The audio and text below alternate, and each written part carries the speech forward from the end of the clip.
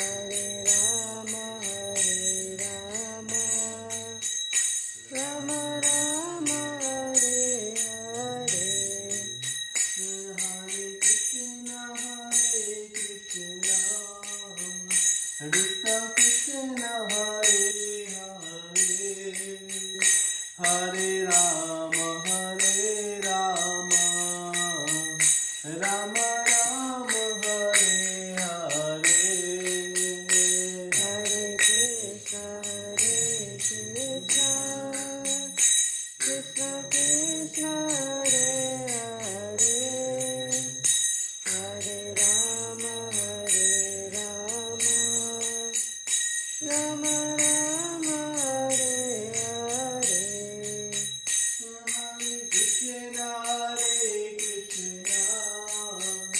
Krishna Krishna, Hare Hare.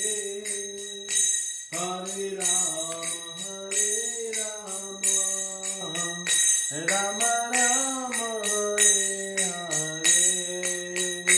Hare Krishna, Krishna Krishna, Hare Hare. Hare Rama,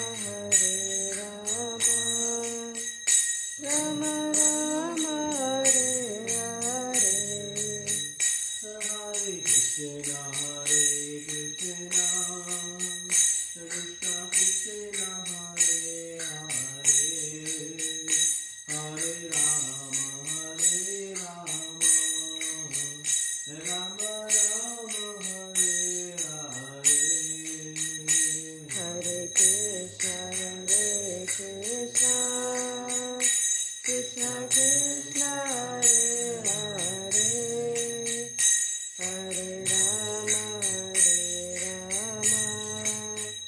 Rama Rama, Hare Hare. Hare Krishna, Krishna Krishna, Hare Hare.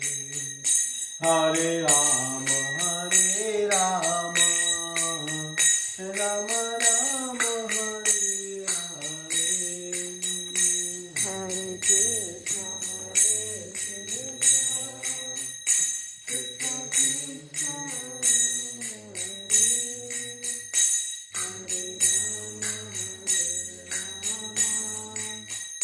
Rama, Rama Rama, Hare Hare.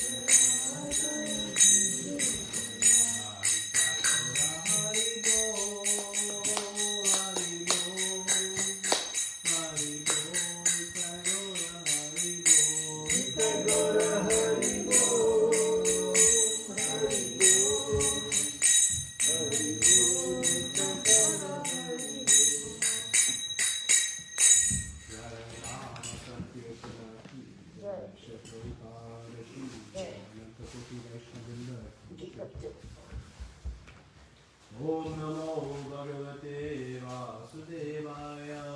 Om Namo Bhagavate Vasudevaya. Om Namo Bhagavate Vasudevaya. Om Namo Bhagavate Vasudevaya. Om Namo Bhagavate Vasudevaya. Om Namo Bhagavate Vasudevaya. Om Jnana Timirandasya Jnananjana Shalakaya Tasmai Shri Gurave Namaha. Shri Chaitanya Manobishram Sthapitam Yena Bhutale Swayam Rupa Pradamayam Dadati Swapadantikam Vandeham Shri Guru Shri Yuta Padakamalam Shri Guru Vaishnavamsha Shri Rupam Sargatatam Sahagaram Gunatam Tam Sajivam Saritam Sadhutam Parijasaitam Krishna Chaitanya Devam Shri Radha Krishna Balaram Sagana Radha Shri Vishakamitamscha Hare Krishna Karuna Sindhu Dinabandhu Jagatpade Lopesha Gopika Kanta Radha Namosute Sapta Kanchana Gaurangi Radhe Vrindavaneshwari Vrishabhanu Sudevi Paramani Hari Priye Manchakalpatarubhyascha Kripa Sindhu Patitanam Bhavanebhyo Vaishnavebhyo Namo Namo Namo Vishnupadaya Krishna Krishnaya Bhutale Srimate Bhaktivedanta Swami Niti Namine Namaste Saraswati Devi Gauravani Pracharine Nirvishesha Shunyavadi Paschata Deshatarine Jai Shri Krishna Chaitanya Prabhu Nityananda Shri Advaita Gadadhara Shri Vasari Gaura Bhaktivinoda Hare Krishna Krishna Krishna Hare Hare Hare Rama Rama Rama Hare Hare.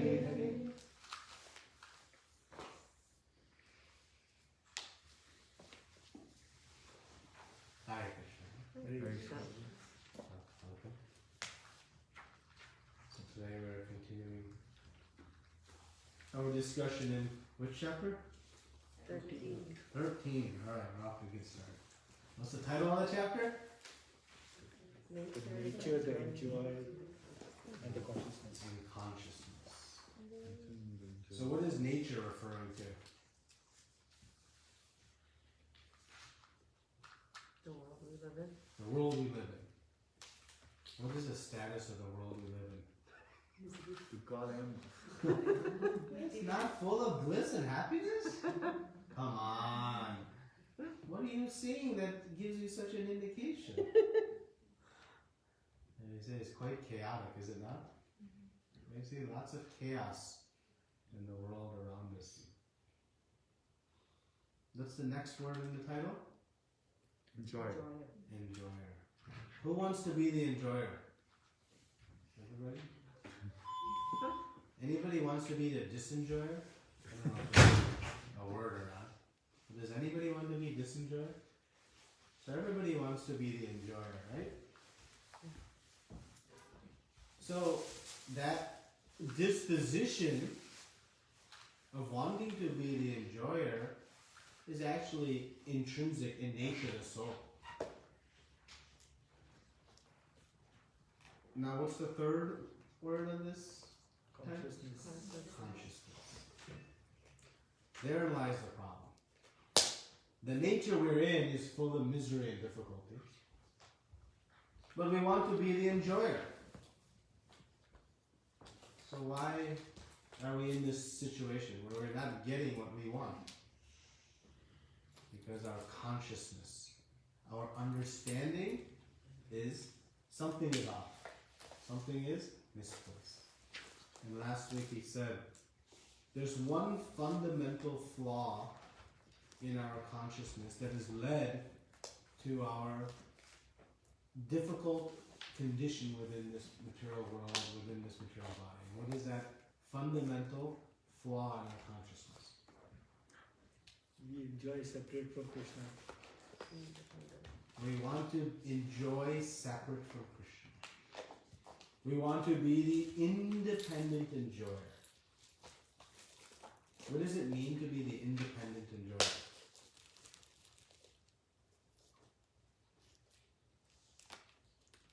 Why you, why not me? We want to. What does it mean to be the independent enjoyer?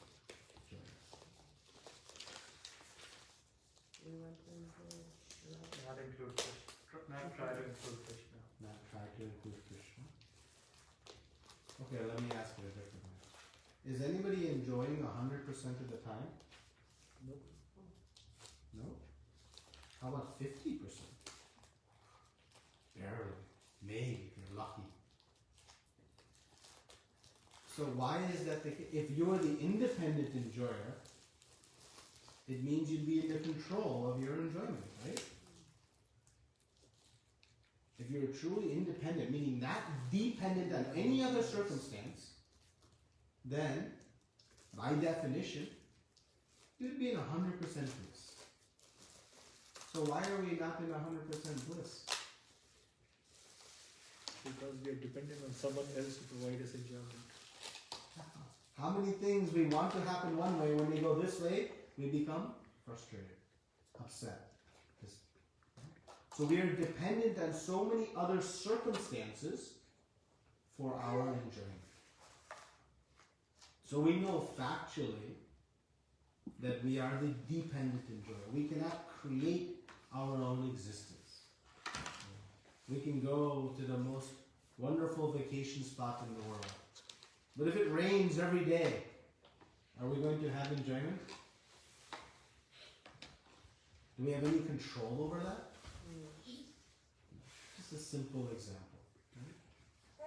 And last week we said that the most fundamental basis of our enjoyment, meaning our ability to enjoy anything we have, we can have all the wealth in the world, all the intelligence, beauty, fame, but if we don't have food to eat, will we be happy?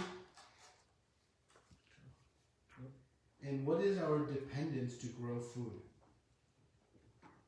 Sun, rain, ultimately to Krishna. Sun, rain, soil, seeds. Nothing we can do on our own to create even simple foodstuffs. And Mataji's may argue in the kitchen.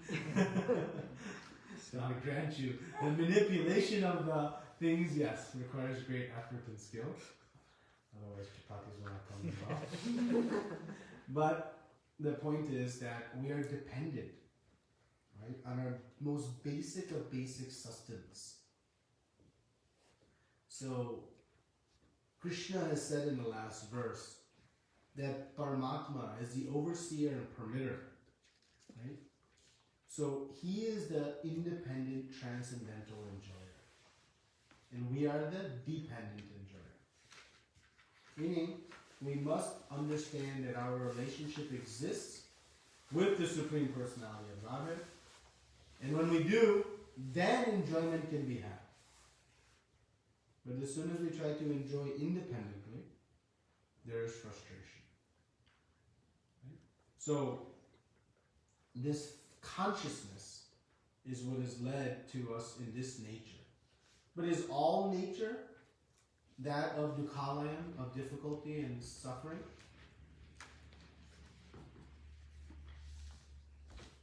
Is there a better option? Yeah? Where? Hawaii? Where is there a better option? Spiritual world. The spiritual world. Right? And what is the spiritual world what are some of the characteristics of the spiritual world? Eternal.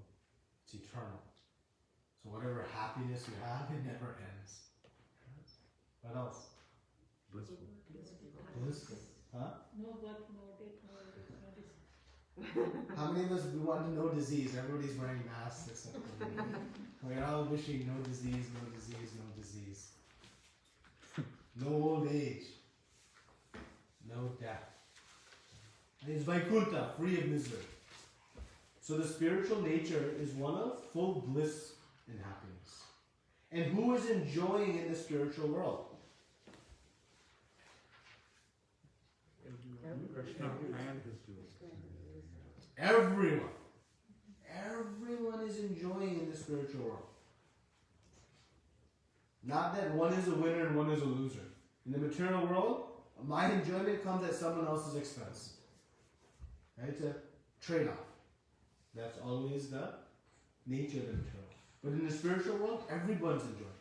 Krishna is enjoying, and all of the living entities are enjoying. It is full of bliss. And what is the consciousness of the living entities who are enjoying in the spiritual world? To serve Krishna.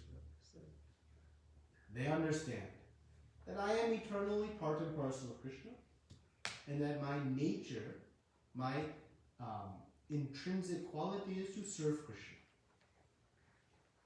And if I serve Krishna, everything becomes blissful. And if I try to serve myself, what is the result? Back to the material world. Misery. Misery. It's so simple.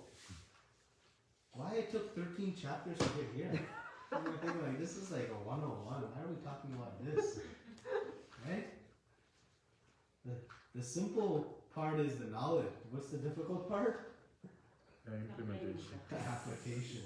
Because when we close the book, who wants to be the enjoyer? Independent of Krishna? Everywhere. Right? But the formula is very exacting.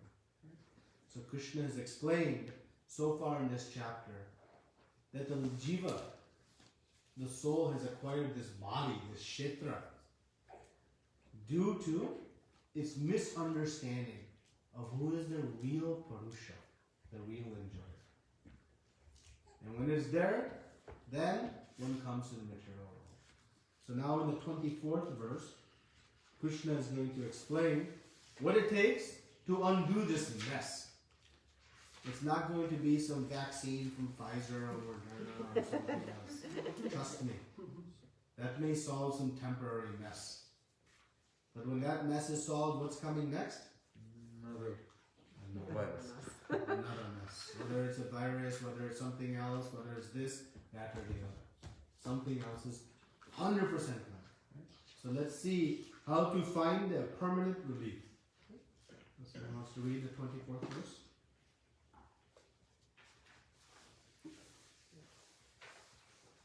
Ya evam veti purusam prakritim cha gunaya saha sarvatha vartamanopi nasa bhuyo bhijate.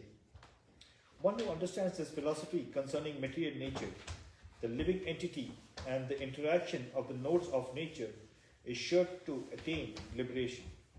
He will not take birth here again, regardless of his present position.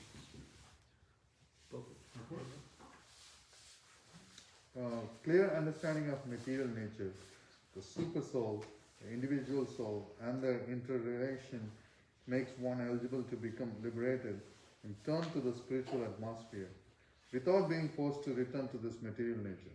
This is the result of knowledge. The purpose of knowledge is to understand distinctly that the living entity has by chance fallen into this material existence. By his personal endeavor, in association with authorities, saintly persons, and a spiritual master, he has to understand his position and then revert to spiritual consciousness or Krishna consciousness by understanding Bhagavad Gita as it is explained by the personality of Godhead. Then it is certain that he will never come again into the material existence. He will be transferred into spiritual world for a blissful eternal life of knowledge. Wow. Sounds good, huh? Everyone ready to sign up for this program? Okay, so when Krishna speaks this verse, there are a couple of very comforting points. What are some points Krishna makes here that are very soothing for us? Not take birth again. Okay, so not take birth again. One. What else? They will attain liberation. Attain liberation. Yes. Two. What else? Attain blissful eternal life. Eternal life. Regardless of his present position. Regardless of his present position. Isn't that very comforting? What does that mean? Everybody can. Everybody has Everybody? Even the most fallen of fallen? Yes, has a chance. Even those who are so delusional they may do unruly things like we saw recently? Even they? Really? That I don't know. Probably. Because Krishna says, regardless of his position. He said, will not take birth again. Meaning, this access to the spiritual world is not exclusive. It is not restricted nor selective. It is available to everyone. In other parts of the Bhagavad Gita, Krishna explains, giving great confidence, that it can be had very quickly also. It can be had assuredly. And also is very true. Does anybody want slow results?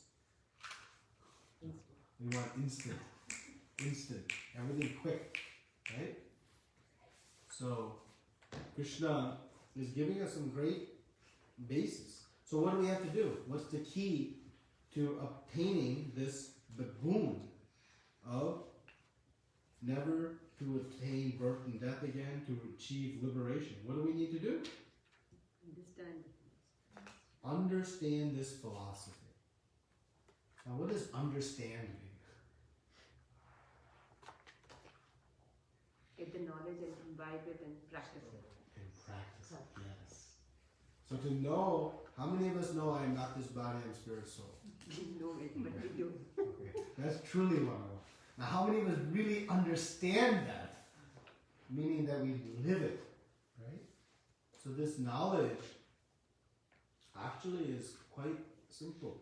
So Prabhupada says we need to know basically three things. Three things we need to know. And why we have 18 volumes of Srimad Bhagavatam, we have 4 sections of the Vedas, we have all these different shastras. We only need to know 3 things. And what are the 3 things we need to know?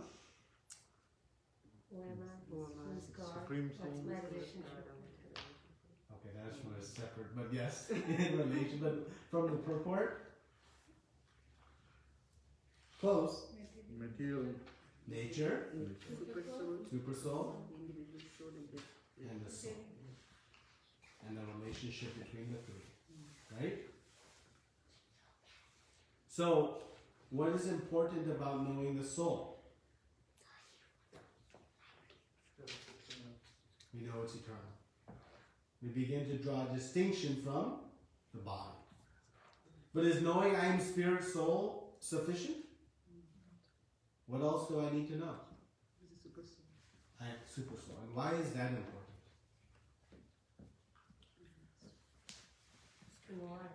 Because eventually that's our destination. Because That is eventually where that's our it leads. destination. Okay. That's the purpose of our existence. That's the purpose of our existence. Yeah. Keep going. What else? Understanding the relationship between us and the super soul. And then we can. So if I know I am super soul, I still need to know what is the soul's relationship with everything else. Where does the soul come from?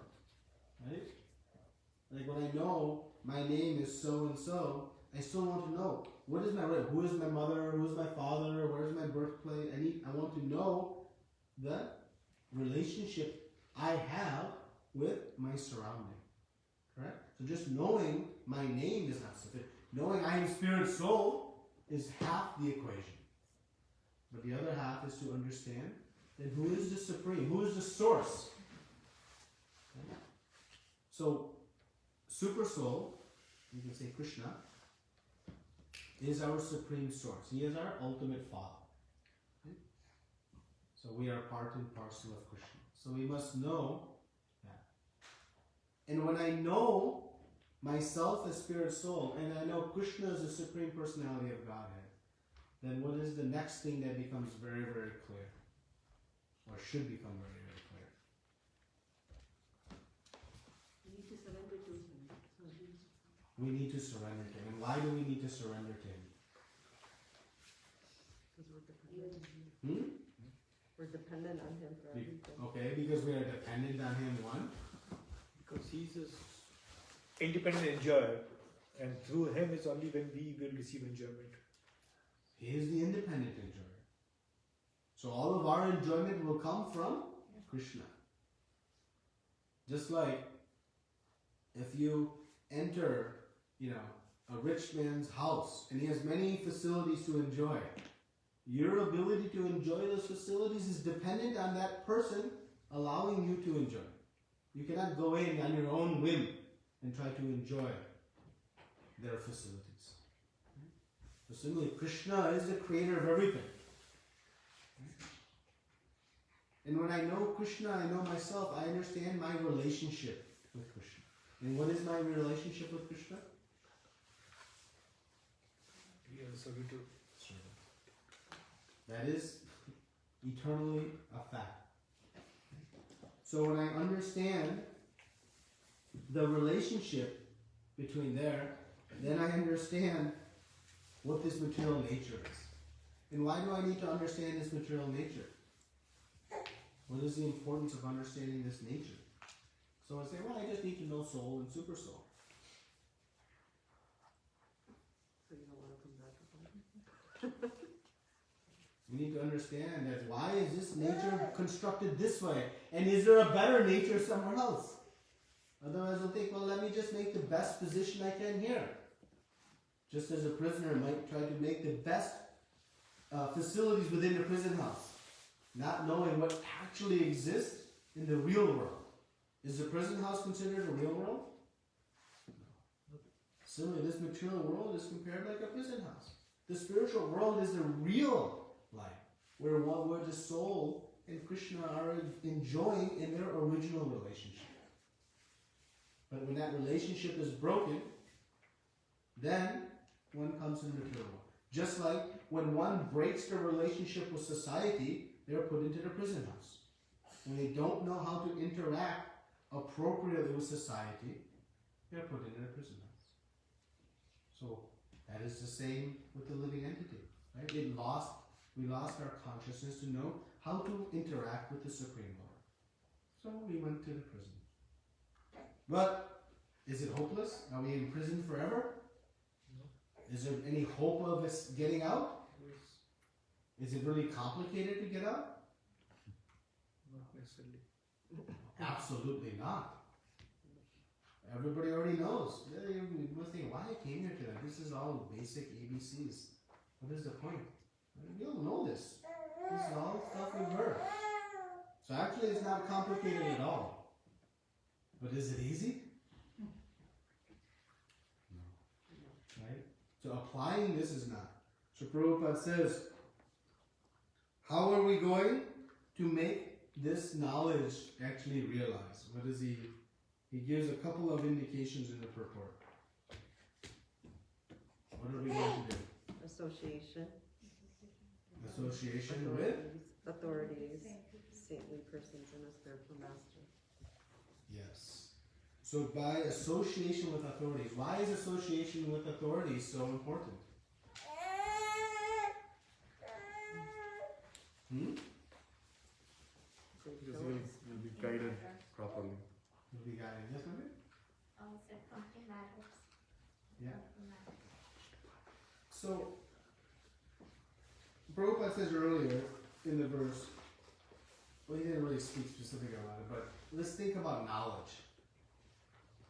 Where do we get knowledge to do anything? Mind and intelligence. Intelligence, mind and intelligence. Okay. But does your mind and intelligence create knowledge independently? Create? No. You can learn from someone. We learn from somebody. Yep. How much of what we know have we learned from somebody? Everything. Everything. Every little thing we have learned from somebody. ABCs we learn from somebody. 1, 2, 3s. Driving. Any field of study. How to dress ourselves. How to put tilak on. Any little thing or big thing. We have always learned from somebody. And do we go to any person to learn anything? No. No? Do we go to a saxophonist to learn how to fly a plane? Why not? They're very talented. They're very skilled. Why wouldn't you go to learn how to fly a plane from them?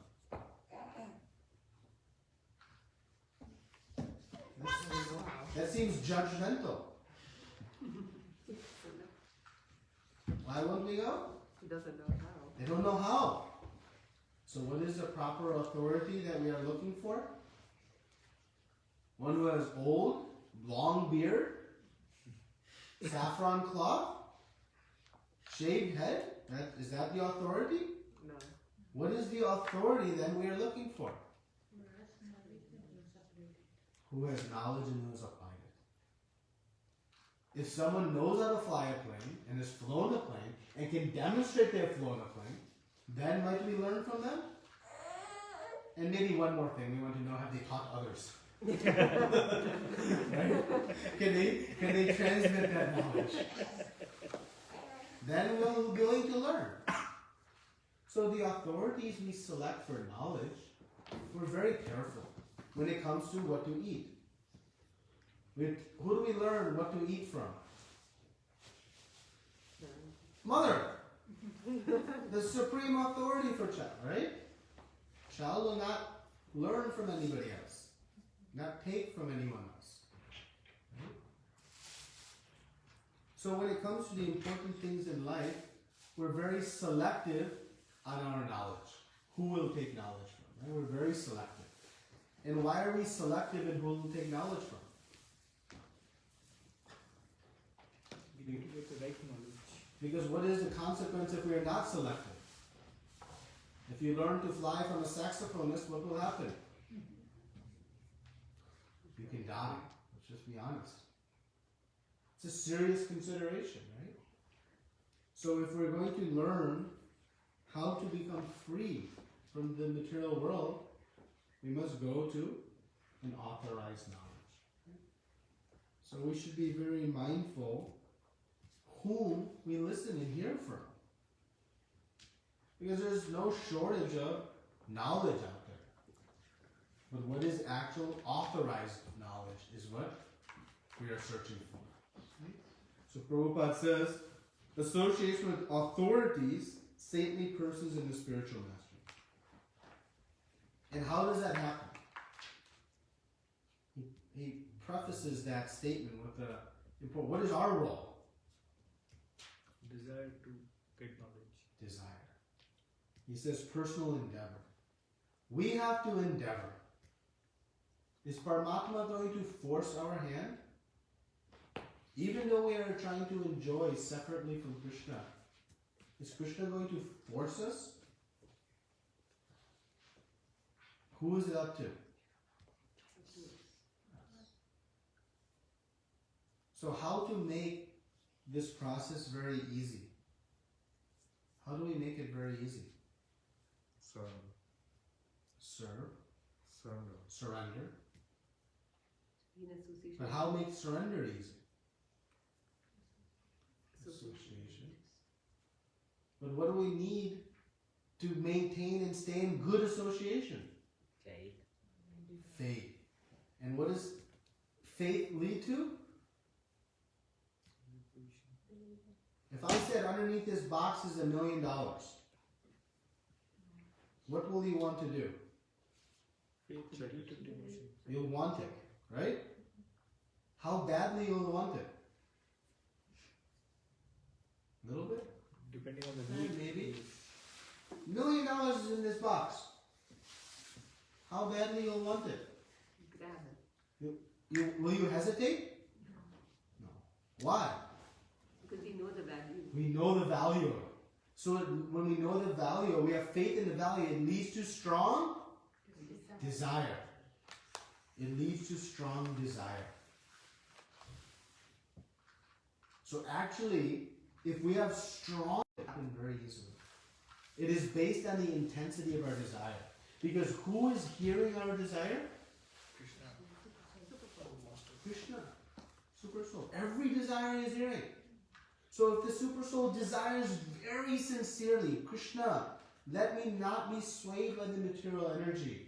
Let me constantly be in your service. I'm so foolish, I don't have faith in these simple statements. Please help me. If we sincerely chant our rounds in a prayerful mood, praying for this with strong desire, then it happens very quickly. So the intensity of our desire, it should come to the point of greed. We know material greed very well, do we not? When new iPhone comes out, when some new thing comes out, something we want, do we have to even try to think about it? It's always there. So we have to develop that type of intensity of desire. Then these things become very straightforward. Krishna will arrange our association with a bona fide spiritual master. Krishna will arrange this knowledge to be revealed to us and for it to penetrate the heart. But if our desire is, then the results will be.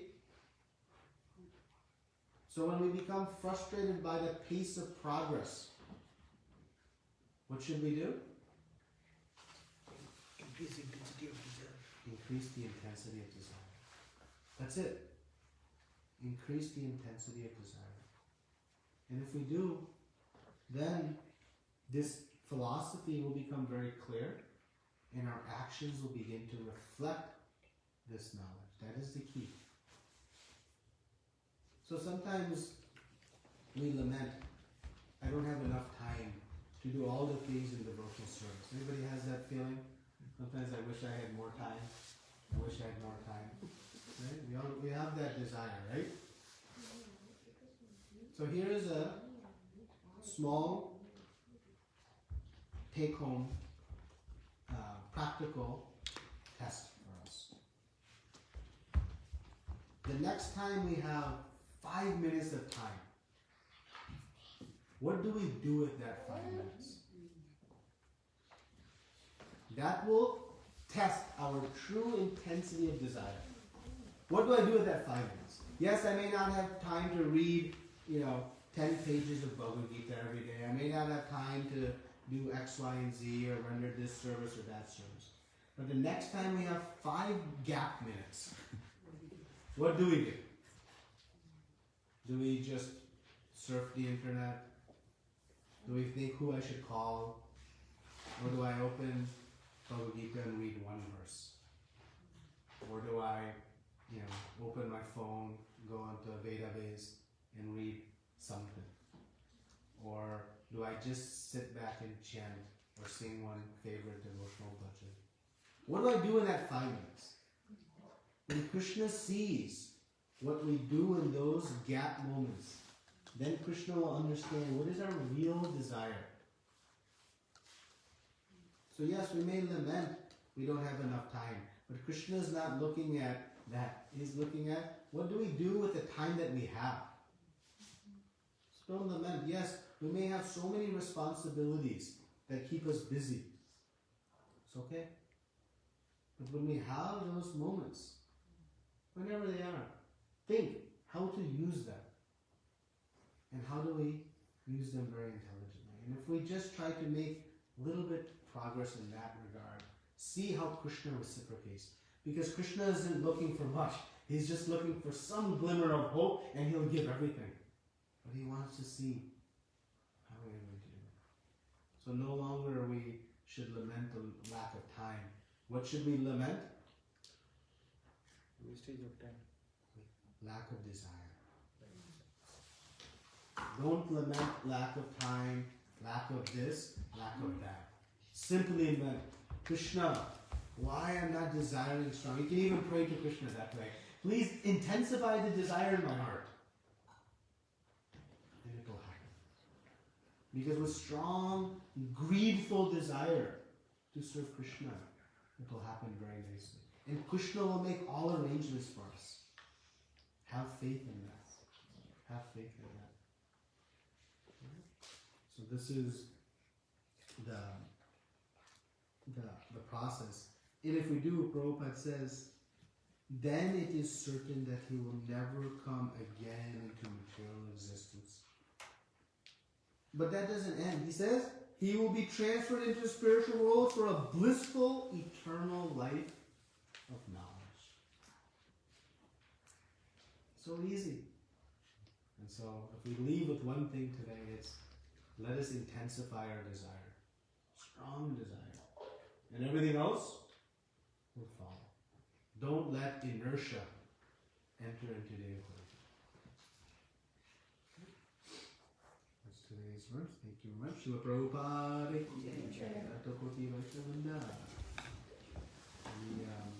questions, comments, discussion? How do we intensify the desire? How do we intensify it?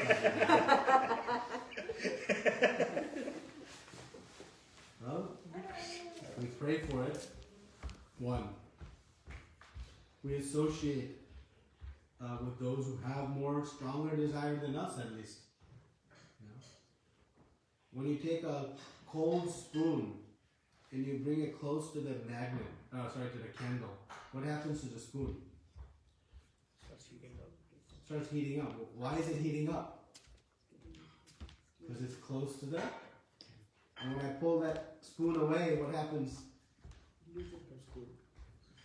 So stay in good association with those who are strong in desire to serve Krishna. They will rub off on us. We'll just ride their coattails. That's the best. Yes, that's one way to intensify our desire. The desire for that $1 million in the box, we didn't need to work to intensify that. It's there. Because we have faith in the value. Right? So by studying Shastra, by reading, what we are doing, we are increasing our faith. Both in the futility of the material world, that's not negative. That's just factual. And simultaneously, the amazing, blissful nature of Krishna, our relationship with Him, and how easy and simple He is making it for us. Right? So, the study of Shastra is for that purpose, to increase our faith. And because with increased faith, then naturally our desire will grow. Because our desire in essence follows what we have faith in. Right? We put faith in so many things, and then we follow. Whole of world is surrounded, driven by money. True. And if you think about it, it's hilarious. None of us, we don't even see our money anymore. All we see are like numbers in a bank account. And how much faith we have in that whole concept.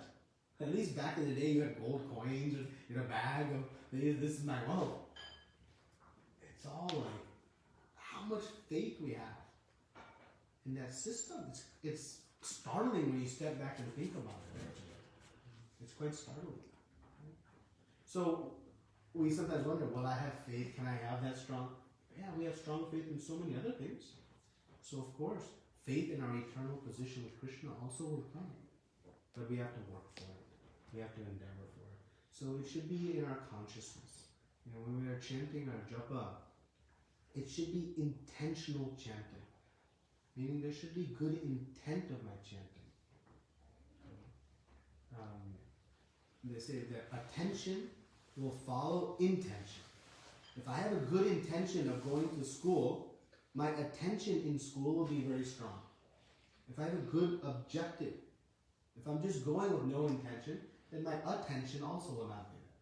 So when I approach my japa, I should set some good intentions. They think about this in yoga class all the time, right? Oh, set an intention for your practice today. The point is to make the effect strong. It's a good point. So our japa should be approached the same way. So we should set this intention of how to develop this strong faith and desire, and own our weaknesses. Don't beat ourselves up about them. Don't become demoralized. But just own it. Say, yes, this is there. Now Krishna, you can help. I can't do it on my own. But you can do it. And Krishna will do it if we desire it. So association, studying, and most importantly, really good chanting with that intention. And that desire will develop. That will happen.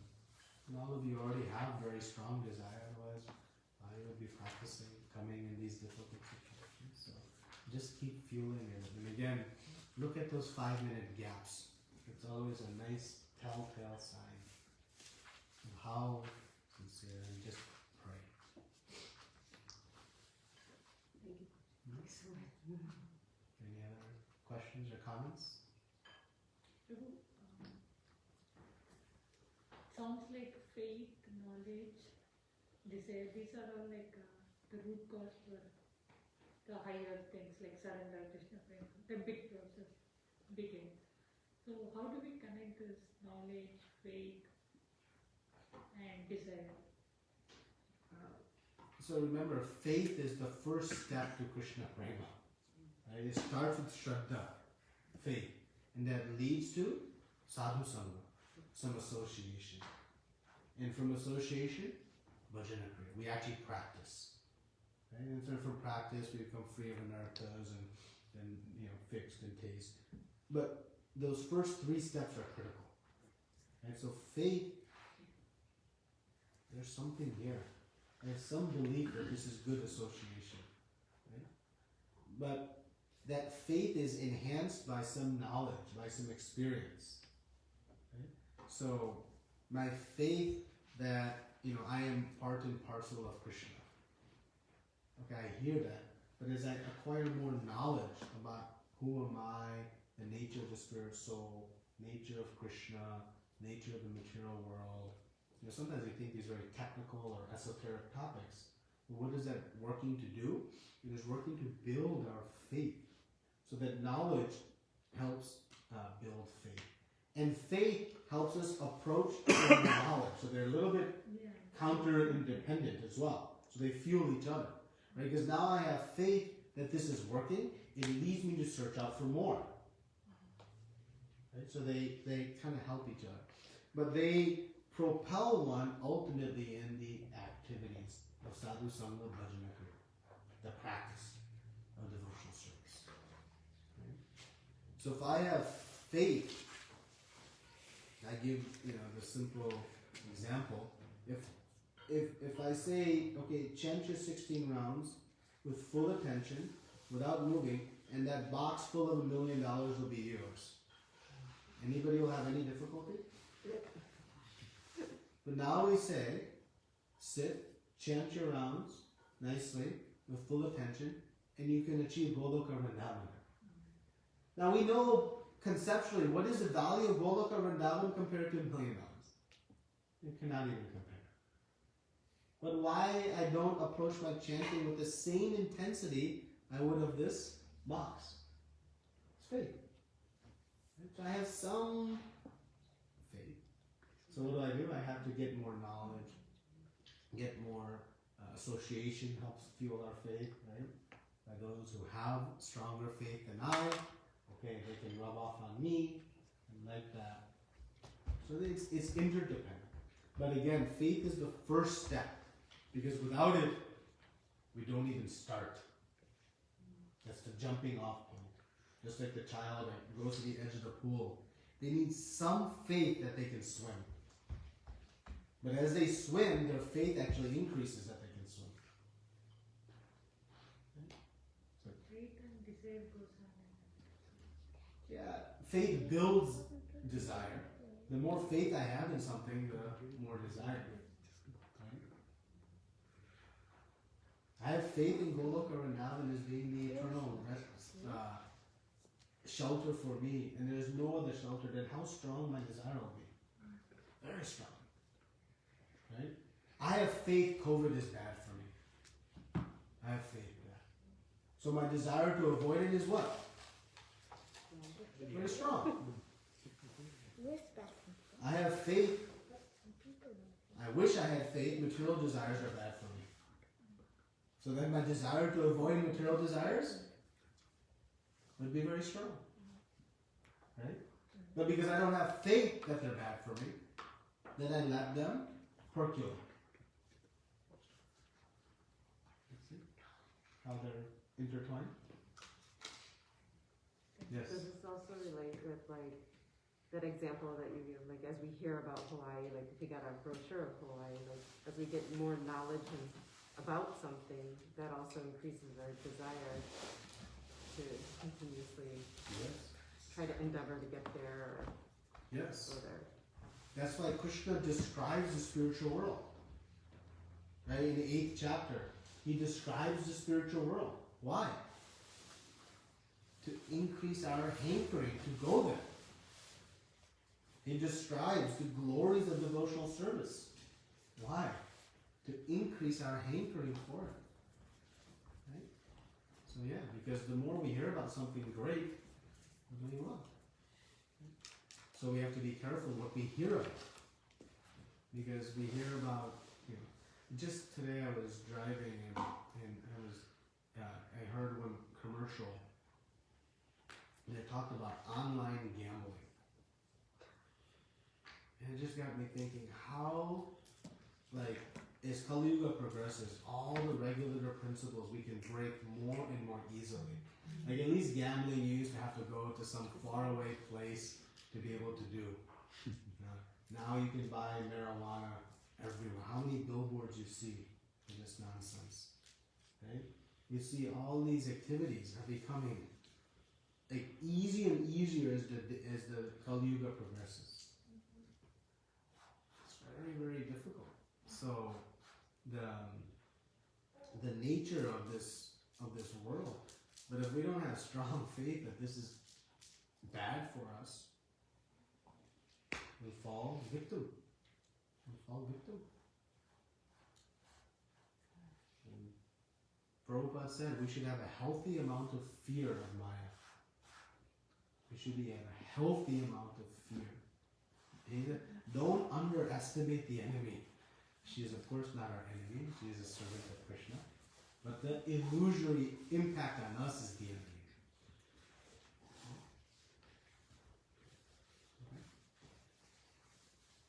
Can we just keep on going back to your example of that $1 million one? I feel that basically that faith, the value of that, because the result is very tangible. For that material thing, we see that in and out, right? But with Golak Vrindavan, we hear it, we read it, somehow that, at least in our mind, that tangibility is not coming in. That is a tangible result. So that's the reason why that faith is not coming. So how do we make that thing tangible? Because we don't see it physically happening. Brahma Bhuta Prasanatma Nashotati Nakamshati Samasarveshu Bhuteshu Bhakti Madhati. Krishna says, when you become self-realized, one becomes fully joyful immediately. Meaning that the happiness of Goloka Vrindavan actually is present immediately in the embodied state in practicing devotional service. That is the ultimate blessing of Krishna. He says you don't even have to wait to become liberated to experience the joys of devotional service. You can experience it even here within the material world. He says, Mam chayogi bacharena bhakti yogena sevata. That by doing unfailing devotional service, you can sagunan samititata, immediately transcend the modes of material nature. Not you can get out of the modes when you leave this body. This is immediately. What that means is, the tangible results of devotional service can be had immediately, meaning in the practice of devotional service. So we don't have to wait to go to Goloka Dham to understand fully the bliss that exists there. So Krishna reciprocates with us in our current state, though very conditioned, though maybe so impure, still there is reciprocation. And we've all had it. How many of us have gone and experienced a wonderful day in Krishna consciousness? Maybe on some festival, maybe while doing some service, maybe in hearing one pastime, singing one bhajan. We've all experienced that, right? That is the glimpses of the spiritual world that Krishna is giving us. So what do?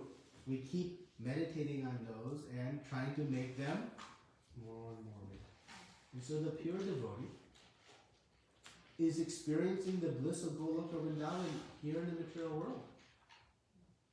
And that is the ultimate mercy Krishna has given us. He doesn't say, hey, until you're fully pure, you won't see any results. Think about how difficult our faith would be in that case, right? It'd be so hard. And what's funny about our faith of money is how much tangible evidence we have that with money we don't get happiness. How many rich people are miserable? Do a survey. I read this long time ago, I don't remember the exact number, but they surveyed lottery winners. And some like more than 50%, some like 50, 60, 70% wish they had never won. Now, how many wish, if it were legal, we would put, well, right? But when they have. So we even have faith that wealth doesn't give happiness. Yet, we want it too, right? So we don't even need perfect faith in Krishna consciousness to achieve these. Because we don't even have perfect faith in wealth. Yet it develops a strong desire. Right? So the tangible results are there for all of us. Otherwise, frankly, we would not practice. And if there's not, you're not going to chant 16 rounds, do service day after day, month after month, year after year, if you were getting no feedback. Just like going to the gym. If you're going to the gym month after month and you're getting no result, you're not going to keep going. You know conceptually it's good for you, but unless you see a tangible result, you won't keep going. So Krishna is very kind. He reciprocates in our devotional service on an immediate, not in our definition of immediate, in Krishna's understanding when it's perfect. And what we should do is harness those times where we feel those moments of great enjoyment in devotional service. Meditate on those. Yeah, meditate and hanker for them. What do we want? Desire more of this. Krishna, please give me the pleasure of your service, right? The privilege of your devotion. Like the way I felt in that service. Give me that feeling again. Yes, I know I'm not pure enough. I have to purify to be able to experience and hanker for it. Right? Develop that intense desire for it, that greed for it, and Krishna will reciprocate with us. Right? So but the main point is the experience of devotion, and Krishna says it throughout Bhagavad Gita. He always talks about Mamevaya papadyante, that in order to overcome this daivi hesha, this divine energy, just surrender to me. And he says, at once. So he's always giving very instant results to us, assurances. Right? So we take very comfort in, like just this verse, regardless of your position. Whew, I'm saying I have a chance. You all are good, but at least I have a chance. This is regardless of position.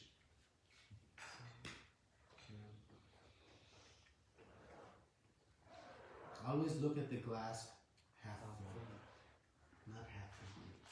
Look at it half full, and eventually it'll become full.